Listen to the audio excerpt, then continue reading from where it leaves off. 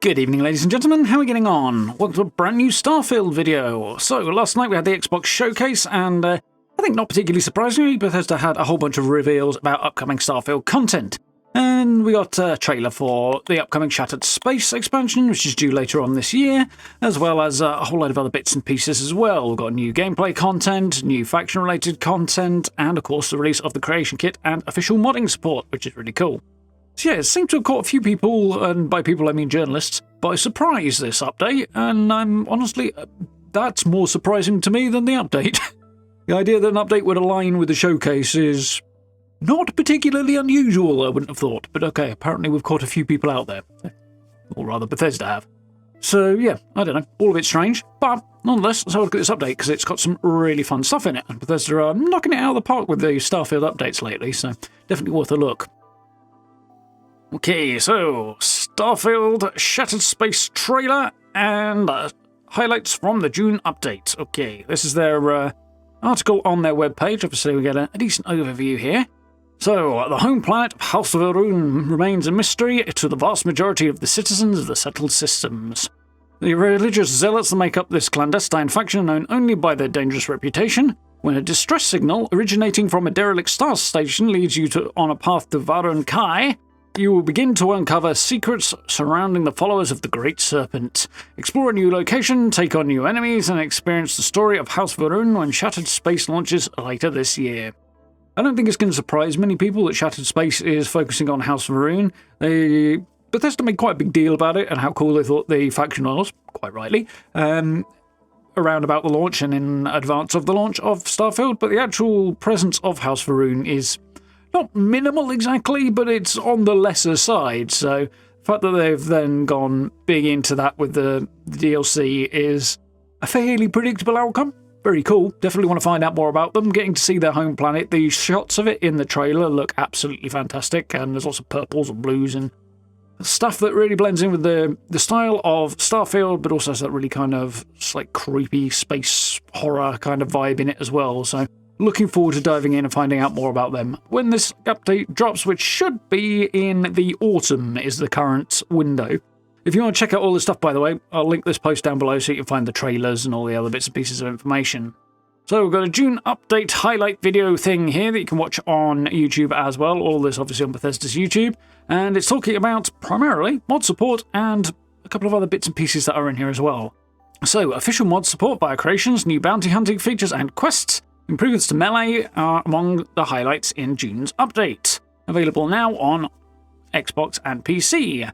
Explore the June update creations in this video. Okay, so we'll jump over that and see what they've got to say here. I had a few thoughts of my own because I've had a little rummage through a bunch of this. Not all of it, but a bunch of it. Perhaps the largest new addition in the latest update is the inclusion of creations in Starfield. From subtle tweaks to ambitious adventures, Creations brings vast opportunities to a universe-sized sandbox. Discover and play exciting new content from creators and Bethesda Studios through Creations menu and explore Starfield like never before. So short version, this is official modding support. Those who are familiar with the way that Bethesda structured this for Skyrim and for Fallout 4 will find this recognisable. The kind of finish, the veneer, the skin on it is a little bit different, but basically it's functionally the same thing. You've got mods, there is an inbuilt platform on Bethesda's website to find Starfield mods, and there is also creations, which are basically mods created with the oversight, shall we say, of Bethesda, allowing mod developers to charge a fee for their mods if they want. And I know a lot of people are going to go, paid mods and all this. It's at the discretion of, mostly anyway, at the discretion of the mod dev, so if they want to be paid for their work, that's not really unreasonable. Obviously, free mods are still out there, both on Bethesda's website and on the Nexus, if you want to go that route. Weirdly, with both Skyrim and Fallout 4, you can see your Nexus mods in your load order in-game on those. You can't for Starfield. They're still there, but they're not listed in the in-game load order thing, which is a bit of an odd change, but still, it is what it is. They're still there. I did double check. It's basically functionally the same way. One thing I do wish they did was separate out creations and paid creations on the website from the free ones, which they don't do. It's all jumbled together and it's a mess. is the only word I can really use for it. They really need to tidy that stuff up. Also, recently the Fallout 4 mods have not been working very effectively. You'd favourite a mod and it won't remember it, and you can't find it when you go to find it on actually in-game. So, don't know if they fixed any of that, but could definitely use a little bit of TLC. Also, if we have a look here, you can see you can go into game, hit the Creations icon on the main menu option, and that takes you into the Creations and Mods section. And again, it's all jumbled together. The UI obviously is console orientated, and the upshot of that is big, chunky, clunky, designed for orientating through with a controller, and it does not make for a particularly stunning appearance on PC, I have to say. It works, and you can more or less tell the free mods from the paid creations because they've got the little lightning symbol on if they're paid creations, and they'll have a number telling you how many creation credits you have to use to buy them. It's that whole kind of buy credits and then spend the credits thing that you get in a lot of games these days, and it's not the best. But obviously it's optional, so there you go. And there are absolutely tons of free stuff in there, some of it from Bethesda, some from other people as well. So that's the way the modding looks at the moment. Obviously, this is less than 24 hours out from the mod tools becoming officially available, so I think we can expect to see an explosion in mods and stuff over the next little while as people get to grips with it. For those who have done modding before, the Creation Kit tool looks to be broadly similar to previous iterations for Fallout 4 and Skyrim, so you should probably find your feet fairly quickly, I think. But yeah, it'll be cool to see what comes out on this. Obviously, Bethesda planned to make Starfield a modder's paradise, was basically the way they described it from the get-go, so now that those tools are available, hopefully that's going to be living up to that. Be interesting to see what the future holds for Starfield, and once I've got a few things back onto an even keel again, we'll start looking at some mods, maybe do some content on that. Should be fun. Oh yes, by the way, Creation Kit is free if you want to download it. Anybody can, so long as you're on PC, obviously. So yeah, FYI, it's available through Steam. So yeah, little reminder here about the free Creation Kit and talking about the Verified Creator Program. Basically, as I said, this is the creations, the ability for mod devs to charge for their work if they want to.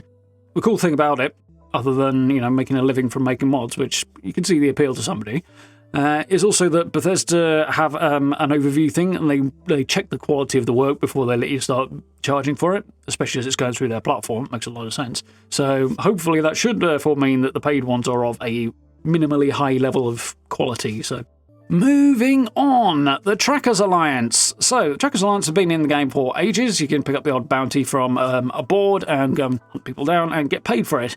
Fun concept, makes sense that it's in there. If somebody were a bounty hunter, that would be a practical way of making a living, assuming you don't get shot and, killed in the depths of space during the process, as would probably happen to bounty hunters. Very Star Wars in its own way. Now they're adding to this to sort of expand the faction and expand the quests available, make the whole thing way more interesting, and there are a few new rewards and items and things like that to lead into that. So if bounty hunting is something you want to explore in more detail, it should be a much more fleshed out experience, which is cool. Join the Trackers Alliance in a free new mission available as part of the June update. Starjacker is the first mission in a series of bounty hunting quests. To start your journey with the Trackers Alliance, a mysterious tracker will show up in various settlements across the settled systems, the capital systems being one of the main ones. They'll invite you to the headquarters in Akita City for a trial mission, track down an elusive individual who's wanted for stealing starships, and earn some new gear for completing the job. New missions will be available periodically through the Creations menu, but you don't have to wait long for the next one. Second mission is up already, the Vulture, and you can purchase it through the Creations menu as well. So, initial setup here for a bounty hunting mission. This is a full-blown quest line, or quest. I think quest line's probably over the top. And that one's available for free. Subsequent stories through the Trackers skill you can explore when they come up on the Creations menu. Probably paid, which is going to put some people off, and that's fine. Doubtless we'll end up seeing mods that add to this for free as well, because mod devs will do that, and that's partly what this whole platform is designed to do. However, there is a whole bunch more stuff added to the Trackers Alliance and the bounty system as well, in the form of a scanner-based bounty system. So, continuing the bounty hunting theme introduced with the Trackers Alliance, the latest update adds a new bounty scanner system. Scan citizens of the settled systems as you explore, and you may find some carrying a bounty. From there, you can choose how you confront them and try and persuade them to find a peaceful resolution, or you can resort to more extreme methods. So yeah, whip out your scanner as you would when you're running around any planet and looking for stuff, and certain people with a bounty will be highlighted, and yeah, you can then pursue that here and there for an opportunity to make credits and deal with it in whatever way you want. And it looks like it's quite effective. It's just a little extra detail that you can do if you want to lean into the bounty hunting side of things. Grab some easy credits as you're running around, hopefully. Hopefully. Should be cool. So, the last thing on here is the melee weapon improvements and ammo crafting, both things that people have been wanting since the game launched. So, the June update adds improved tiers for melee weapons, as well as the ability to improve your melee weapons at crafting benches. So yeah, previously your melee weapons were delivered as is. You got one and that's the way it stayed. There were no upgrades. Now there are different tiers, as there are with guns. You get different qualities. And you can also add mods and upgrades to them. In addition to the improvements to the melee weapon system, you can now research types of ammunition at the research station and craft them at an industrial workbench. No need to fear running out of ammo for your favourite gun. You can just hunker down and make some more. So yeah, you need to go through the research system, as with most other things you learn to craft. But once you do, you'll be able to head over to the industrial bench, which is not the most useful of the benches, to be honest, and actually get a bit more use out of it by crafting ammo, which is cool. So definitely a convenience thing. Obviously, you'll need to have the necessary resources available to craft it, but if you do, that should work quite nicely and help you stay topped up. So, on top of all this stuff, we do have a couple of bug fixes as well in the patch notes. We want to take a quick look at those. It's only a short list, which is not terribly surprising given that actually the turnaround from the last update to this update is a bit shorter than one would normally expect by a good few weeks. So, what have we got here? Addressed a sustenance issue that caused sneak attack damage to be too high. Yeah, it was crazy. Kind of, part of me's a little sad to see that go, but at the same time, it did need dialing back. Apparently guards were giving up the chase too easily. They should pursue you a little more thoroughly if you've gotten yourself into a spot of bother now. Remove the fast travel to ship button from screens where it could not be utilised. So that makes sense. It's a bit of a weird issue, but that's often the case. These bugs are often very, very strange. Quest trackers should highlight the correct nav station when travelling to the lodge in New Atlantis. Okay, so that just makes navigation a tiny little bit easier if you need it. So there we go, a couple of little bits and pieces there. Some more substantial than others, some that will probably mean more to specific individuals than others. Yeah, there's a couple of things in there I was hoping for a fix on a little bit sooner that don't appear to have popped up. The one that springs to mind is when you're taking photos, you're using photo mode inside ships, sometimes the lighting is disabled. It's relatively easy to repair that, and you'll leave photo mode and it will stay disabled, and it shouldn't be disabling in the first place, so it's a bit weird, everything goes dark. Very strange bug that popped up with the last update. I was kind of hoping they might have that nailed down, but that's not on the list, sadly. But still, a couple of good bug fixes in there anyway. So, there we go, yeah, Shattered Space coming up in the fall, which we kind of knew about. That looks cool, looking forward to checking that one out, and yeah, the trailer on that is good fun. Obviously, mod support is the big one, and very, very cool. Definitely curious to see what fun things we'll be getting via mods on down the line. And yeah, we have the bounty hunting system as well, which looks like it'll be fun to play with. I'm a little disappointed that it's a quest line that, after you start it, will mostly be locked behind the paid creations thing. Yeah, I think that's probably not the best, really. I'm all for mods adding quests and stuff like that, and generally I don't mind the odd thing here and there being part of the paid system, but Bethesda's in-house made quests like this that will extend quest lines and things, putting that behind it, that feels a bit off to me. I'm not keen on that one. So chances are I probably won't pursue it if that's the way they're going.